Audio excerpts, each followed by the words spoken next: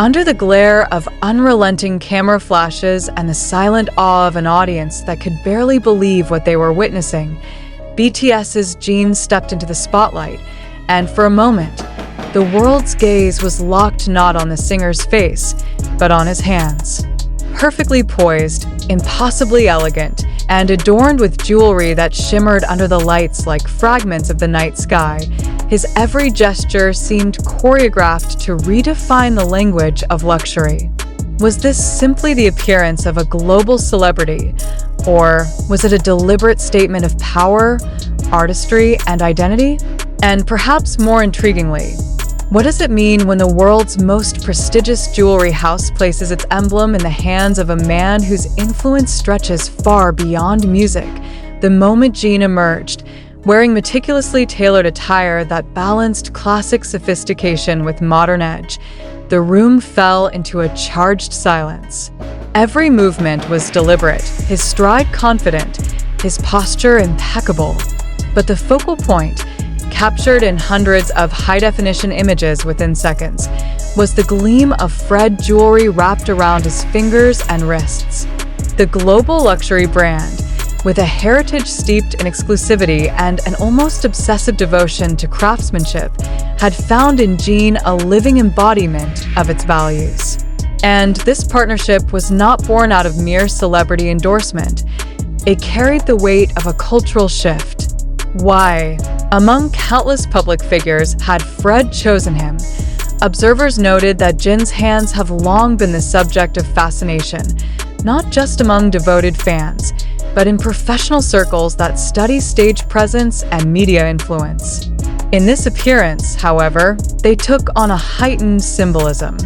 Each piece of jewelry, from the precisely set gemstones to the polished precious metals, seemed to frame and amplify the natural grace of his fingers.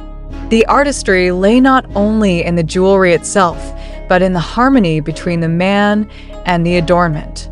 His hands did not merely wear Fred, they carried its story, its prestige, and its unspoken challenge to the global luxury market. Fashion analysts present at the event were quick to recognize that this was not an ordinary brand moment. The synergy between Jin and Fred was so potent that it blurred the line between ambassador and muse. In the tradition of haute couture and fine jewelry, it is rare to see such an effortless alignment of identity, aesthetic, and influence. Jin's presence communicated what marketing campaigns alone could not: authenticity. And in a luxury industry increasingly hungry for genuine connection, that authenticity is more valuable than gold. Social media exploded within minutes, with hashtags and discussions dissecting every detail of his appearance. Yet beneath the fan-driven euphoria was a quieter, more calculated conversation among industry insiders. Was this a signal that the boundaries between K-pop and the luxury sector are about to be permanently redrawn? Could Jin's role as Fred's global ambassador redefine how high-end brands position themselves in the Asian market and beyond?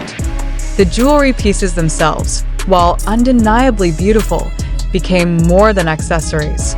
They became symbols of Jin's personal narrative, of the rise of Korean cultural power, and of a luxury house willing to take calculated risks. Every close-up photograph revealed the subtle interplay between light and texture, as if the jewelry had been designed specifically to move with his every gesture. The effect was hypnotic. For Fred, a brand whose heritage stretches back to the refined salons of Paris, aligning with Jin is more than a marketing move. It is an acknowledgement of shifting tides in global influence.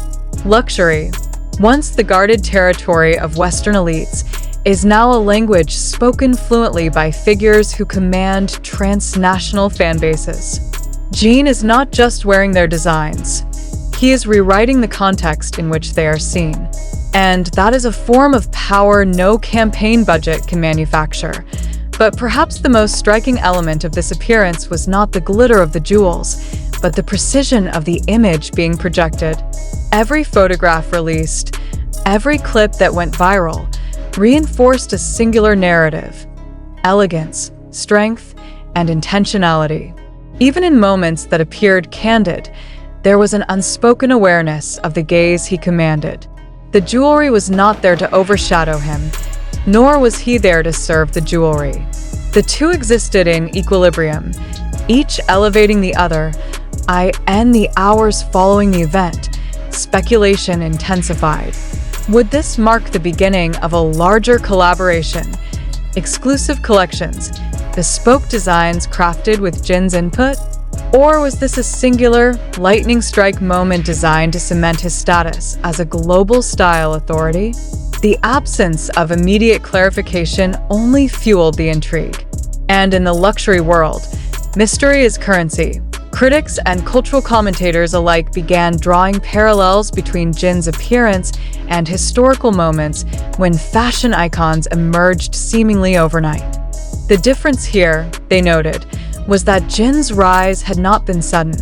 It had been meticulously built over years of public presence, artistic credibility, and a cultivated image that bridges tradition and modernity. This Fred debut did not create his influence. It revealed it in its most distilled form. As the world continues to parse the images from that night, one truth becomes inescapable. The collaboration between Jin and Fred is more than a meeting of brand and celebrity. It is a case study in the future of global luxury marketing, where cultural resonance holds as much weight as craftsmanship.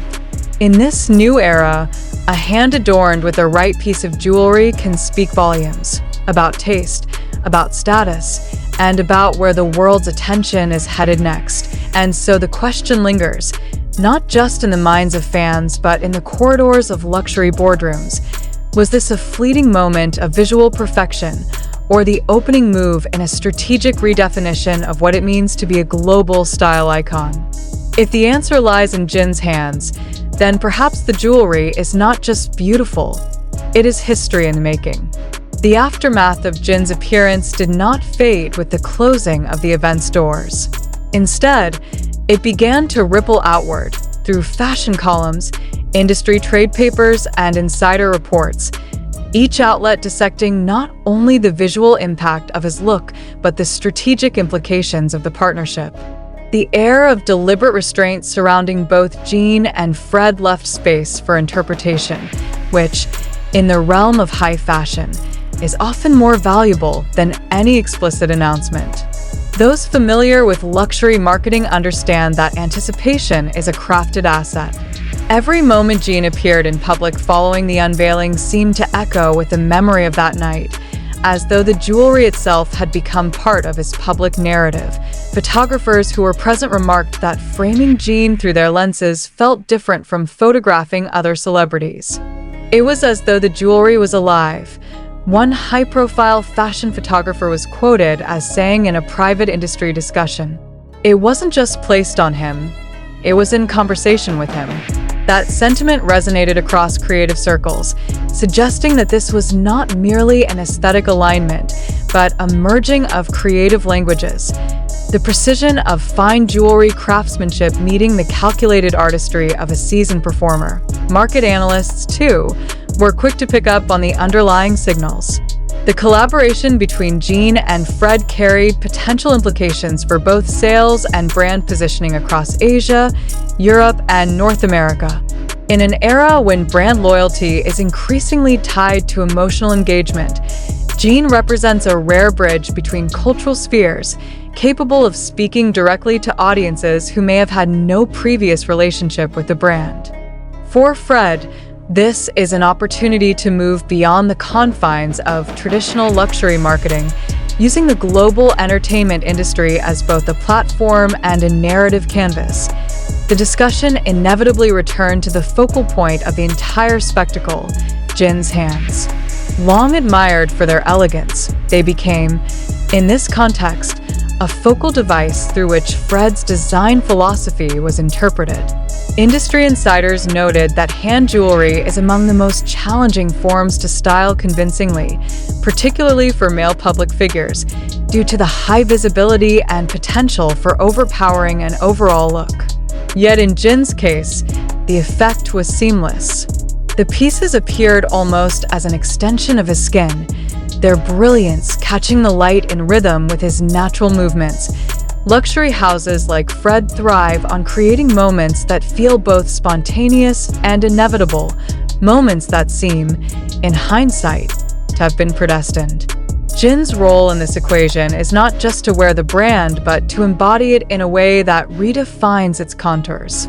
Observers suggested that the deliberate focus on his hands was a strategic inversion of typical brand presentation, in which jewelry is merely an accent. Here, the jewelry became the narrative, and Jin its protagonist. The cultural implications of this shift are significant. For decades, the language of luxury has been dictated by Western aesthetics, with Asian representation often relegated to niche markets or regional campaigns.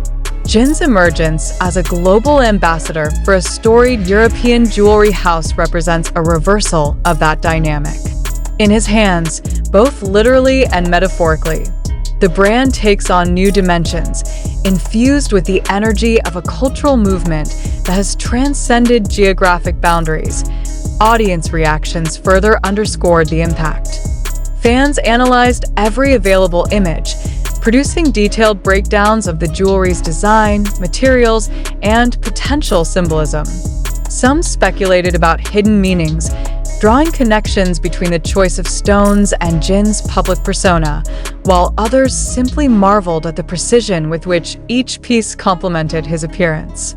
Whether the interpretations were accurate mattered less than the fact that they were happening at all, proving that the collaboration had achieved one of the most elusive goals in luxury branding, embedding itself into public imagination. As the days passed, speculation about the next chapter intensified. Would Fred release a campaign featuring Jin in a more experimental setting? Would the brand unveil a limited edition collection tied to his image? The lack of definitive answers kept the dialogue alive, a calculated silence that allowed the moment to grow rather than fade. Luxury is, after all, as much about what is withheld as what is revealed. In the quiet corridors of both fashion and entertainment industries, there is an unspoken recognition that such alignments rarely occur by chance. Jin's selection as global ambassador was not simply a testament to his personal style, but a recognition of his ability to operate at the intersection of artistry, commerce, and cultural influence. His appearance was more than a launch. It was a signal, a carefully constructed opening move in a longer game. The lingering question remains: how far can this influence extend? Will Jin's partnership with Fred inspire a new wave of collaborations between luxury houses and cultural figures from non-traditional markets? Or will this remain an isolated moment of aesthetic perfection, frozen in the collective memory as an emblem of a particular time? For now, the only certainty is this: on that night, under that light, with those jewels resting on his impossibly graceful hands, Jin did more than represent a brand. He shifted the conversation about who gets to define luxury and whose hands will carry it into the future. The world may still be parsing the implications, but one fact is beyond dispute. What happened in those fleeting moments was not simply beautiful. It was transformative.